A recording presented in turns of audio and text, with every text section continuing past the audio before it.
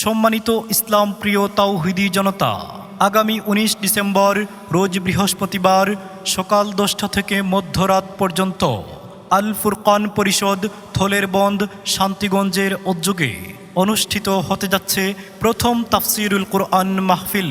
স্থান মসজিদের পূর্বের মাঠ। উক্ত তাফসিরুল কুরআন মাহফিলে সভাপতিত্ব করবেন মাওলানা রিয়াজউদ্দিন।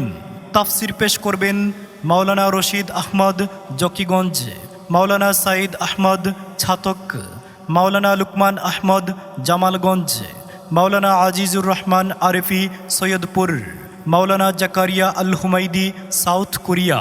মাহফিল পরিচালনা ও সঙ্গীত পরিবেশনা করবেন মাওলানা আবু সুফিয়ান, প্রতিষ্ঠাতা ও পরিচালক সুরভ শিল্পী গোষ্ঠী। আরও সঙ্গীত পরিবেশনা করবেন জুবায়ের বিন নূর, সুরভ শিল্পী গোষ্ঠী।